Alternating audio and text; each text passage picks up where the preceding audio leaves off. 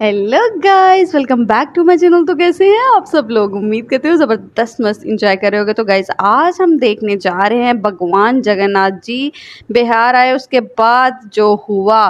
तो आज हम जानेंगे भगवान जगन्नाथ के बारे में शबनम शेख के थ्रू, जो इसकी हिस्ट्री बताएंगी। काफ़ी ज़्यादा इंटरेस्टिंग वीडियो होने वाली है। तो वीडियो स्टार्ट करने से पहले जल्दी से वीडियो को लाइक कर लो और चैनल को सब्सक्राइब कर लो। जो हमारे चैनल पर नए लोग आ रहे हो, जो नए लोग हमारी फैमिली में जुड़े हैं, प्लीज़ सब्सक्राइब करना बिल्कुल मत भूला करो। सब्सक्राइब करोगे तभी तो हमारी नेक्स्ट वीडियो का नोटिफिकेशन आएगा ना आपके पास। बाकी चलो चलते हैं और चलकर देखते हैं आज हमें नया क्या जानने को मिलता है, क्योंकि ये सीरीज़ हमने स्टार्ट की हुई है और इस पर हमारी काफ़ी ज़्यादा वीडियोज़ हो चुकी हुई हैं। तो चलो थोड़ा सा और जानते हैं। Let's go. आज है रथ यात्रा का अत्यंत पावन दिवस। आप सभी को जगन्नाथ रथ यात्रा के महा उत्सव की हार्दिक शुभकामनाएं। दोस्तों, आपको मुझे सबको पता है कि एक भक्त अपने भगवान की एक झलक पाने के लिए बहुत ही ज्यादा मेहनत करता है, बहुत ही ज्यादा परिश्रम करता है, मंदिर जाता है, साथ ही साथ कड़ी तपस्या करते हैं। बहुत लोग तो पैदल यात्रा करते हैं, बहुत लोग तो दंडवत यात्रा करते हैं, फिर भी भगवान उन्हें नहीं मिलते हैं। क्योंकि भगवान का मानना ये है, भगवान जी का कहना ये है, इंसान को केवल कड़ी तपस्या से ही मैं प्राप्त नहीं होता हूँ, साथ ही साथ तन मन भी साफ होना चाहिए, तब जाके भगवान जी के दर्शन प्राप्त होते हैं। लेकिन यहाँ पर भगवान जगन्नाथ जी की तो बात ही निराली है। अपने भक्तों से मिलने के लिए वो स्वयं मार्ग पर आ जाते हैं, है ना? ये बहुत ही बड़ी बात। और आप लोग भी सोच रहे होंगे कि जगन्नाथ रथ यात्रा क्यों निकलती है, इसके पीछे का रीजन क्या है? केवल भगवान जी अपने भक्तों को दर्शन देने के लिए ही निकलते हैं या इसके पीछे का कोई और रीजन है? मैं भी यही सोच रही थी, क्योंकि मुझे इसके बारे में पता नहीं है। तो चलिए मैं आपको बताती हूँ इसका रीजन क्या है। जब मैंने रिसर्च किया तब मैं एकदम शॉक हो गई। बिना भारतीय सनातनी मुस्लिम, मैं एक वैष्णव भक्त हूँ, मतलब मैं राम जी की बहुत बड़ी भक्त हूँ। और जगन्नाथ रथ यात्रा के पीछे जो कहानी है, जो सच्चाई है, वो जान के मैं एकदम हैरान हो गई। तो मैंने सोचा क्यों ना अपने वीडियो के माध्यम से मैं अपने सारे सनातनी भाइयों को मेरा एक्सपीरियंस शेयर करूं। जय श्री राम दोस्तों, मेरा नाम है शबनम शेख। स्वागत है आप सभी का मेरे एक नए वीडियो में। आप लोगों से उम्मीद करूंगी इस वीडियो को ज़्यादा से ज़्यादा एंड तक देखिएगा और हो सके तो शेयर कीजिएगा। तो चलिए, हरे कृष्णा। दोस्तों, ये कहा जाता है कि जगन्नाथ भगवान जी विष्णु भगवान जी के अवतार है। वही विष्णु भगवान जो जगत के पालनहारी है। कलयुग में ऐसे भगवान का जन्म लेना, अवतार लेना एक बहुत ही बड़ा कारण है दोस्तों। इसके पीछे एक बहुत ही पौराणिक कथा है। तो चलिए मैं आप लोगों को उस कथा के बारे में बता। दोस्तों, एक राजा थे जिनका नाम था इंद्रदेव जी और उनकी धर्म पत्नी का नाम था देवी कुंडीजा। दोस्तों, ये दोनों भगवान के बहुत ही बड़े भक्त होते। फिर एक बार आकाशवाणी होती है कि भगवान धरती पर अवतार लेने वाले हैं कलयुग का कल्याण करने के लिए। दोस्तों, ये बात सुन के राजा रानी अत्यंत प्रसन्न हो जाते हैं। दामो ब्रह्म की लकड़ी भी आ जाती है, साथ ही साथ एक वृद्ध शिल्पकार भी आ जाता है भगवान जी का निर्माण करने के लिए। दोस्तों, शिल्पकार अपना काम एकांत में होकर बड़े अच्छे तरीके से कर रहा था और साथ ही साथ जो राजा रानी थे अपने आराध्य की बहुत ही बेसब्री से इंतजार कर रहे थे। लेकिन यहाँ पर शिल्पकार ने एक शर्त रखी। राजा रानी से कहा कि आपको 21 दिन तक इंतजार करना पड़ेगा और ये द्वार आपको नहीं खोलना है। 15 दिनों तक लगातार हथौड़े की आवाज़ सुनते सुनते बहुत ही आराम से राजा रानी ने इंतज़ार किया। लेकिन दोस्तों, 15 दिन के बाद आवाज़ आना बंद हो गई तो उनकी जो चिंता थी वो बढ़ गई। उन्होंने वो शर्त तोड़कर दरवाज़ा खोल दिया और दरवाज़ा खोलने के बाद उनको उनके आराध्य के दर्शन हुए। लेकिन वो काफ़ी ज़्यादा दुखी हो गए। राजा फूट फूट के रोने लगे कि हमें मना किया गया था कि 21 दिन तक हमें ये द्वार नहीं खोलना है, फिर भी हमने 15 दिनों में ही द्वार खोल दिया। उनको लगता है कि समय से पहले दरवाज़ा खोलने से कहीं भगवान जी का काम अधूरा तो नहीं रह गया, क्योंकि दरवाज़ा खोलते ही उन्हें 3 मूर्ति नजर आई। एक मूर्ति जो सुभद्रा जी की थी, एक मूर्ति भगवान जगन्नाथ जी की थी और तीसरी मूर्ति थी बालाभद्रा जी की। तो ऊपर से अचानक से आवाज़ आती है। भगवान जी कहते हैं कि दुखी मत होइए, ये पूरा काम हो चुका है, यही रूप है भगवान जी का। तो ये सुन के राजा जी बहुत ज़्यादा खुश हो जाते हैं, उनकी जो धर्म पत्नी है वो भी बहुत खुश हो जाती है। ऊपर से आवाज़ आती है कि इनको शौक श्रृंगार किया जाए, इनको सजाया जाए और इनको मंदिर में जाके विराजमान कर दिया जाए। यह सुन के बहुत ही ज़्यादा खुश हो जाते हैं राजा रानी, अपने आराध्य की सेवा करने का मौका मिलता है। वो बहुत ही साफ मन से दिल खोल कर भगवान जी की सेवा करते हैं और मंदिर में जाके उनकी स्थापना कर देते हैं दोस्तों। साथ ही साथ यह देख के भगवान जी अत्यंत प्रसन्न हो जाते हैं। फिर भगवान जी अपना स्वयं रूप लेकर आकर राजा रानी से कहते हैं कि 3 वरदान मांगना है। तो फिर वहाँ पर राजा बोलता है कि मुझे ऐसा वरदान दीजिए कि मैं संतानहीन रहूं, मतलब मुझे संतान नहीं चाहिए। उनका कारण ये था कि अगर मुझे संतान होगी, अगर मुझे बच्चे होंगे तो वो इस मंदिर पर हक जताएंगे और प्रजा को इसका लाभ नहीं होगा। इसी कारण की वजह से मुझे संतान नहीं चाहिए।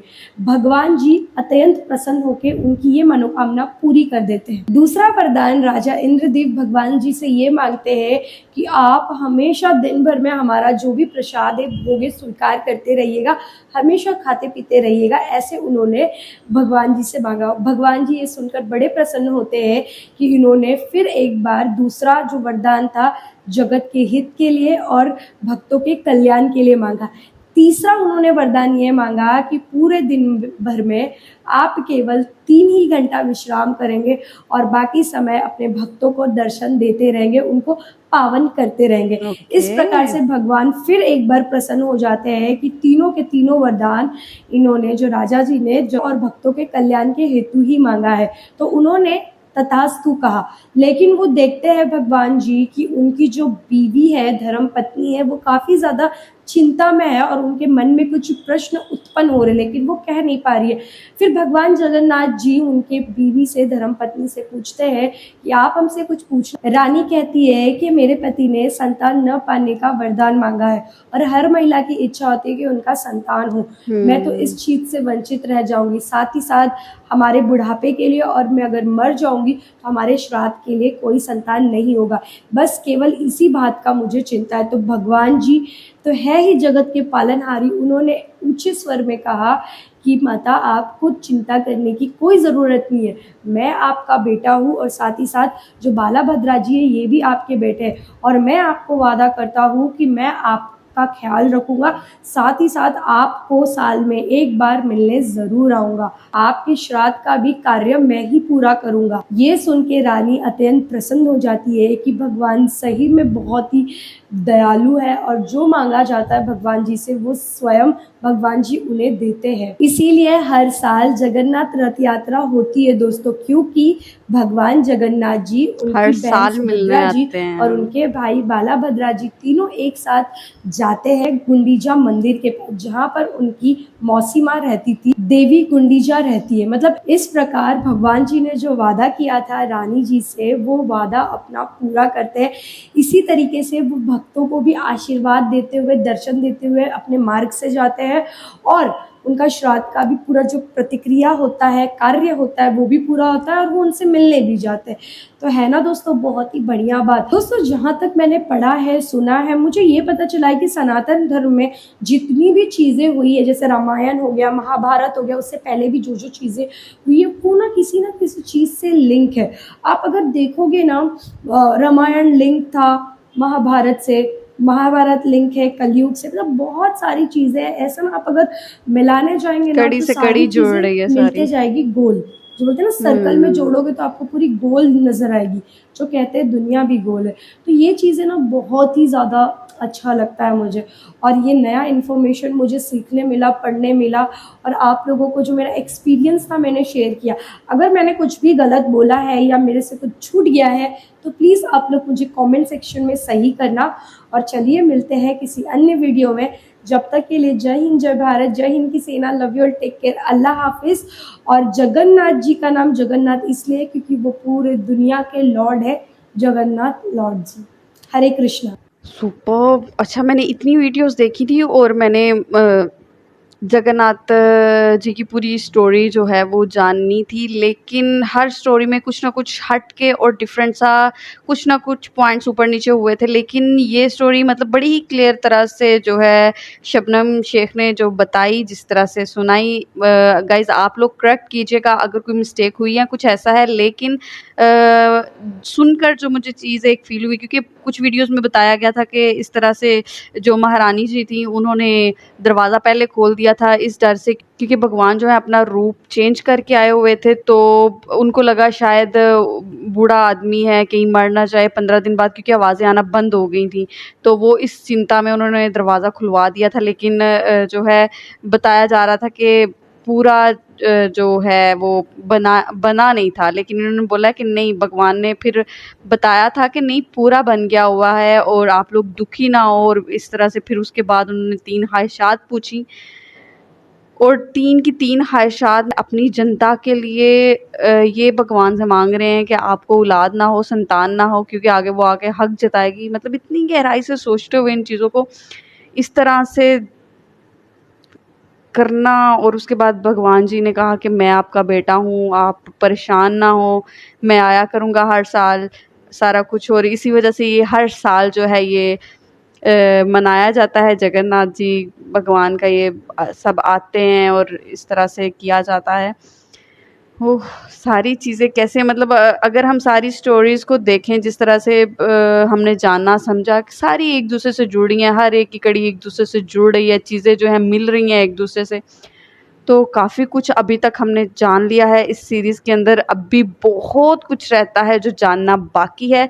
अगर कहीं पे कुछ गलत हुआ है तो गाइज़ कमेंट बॉक्स में बताना, और जो चीज़ें मिसिंग हैं, जो अभी तक मुझे नहीं पता, वो भी कमेंट बॉक्स में आकर ज़रूर बताया करो, ताकि मैं और चीज़ें ऐसी जान पाऊँ, समझ पाऊँ ये क्या है, किस तरह से है, क्या चीज़ें हैं। बाकी उम्मीद करती हूँ आप लोगों को वीडियो पसंद आई होगी। अगर वीडियो अच्छी लगी है तो प्लीज़ वीडियो को लाइक कीजिएगा और चैनल को सब्सक्राइब कीजिएगा। इंशाल्लाह ऐसी और इन्फॉर्मेटिव और डिफरेंट सी वीडियोज़ के साथ हाजिर होते रहेंगे। बाकी मिलते हैं फिर आपसे नेक्स्ट वीडियो में, तब तक के लिए टेक केयर, अल्लाह हाफ़िज़।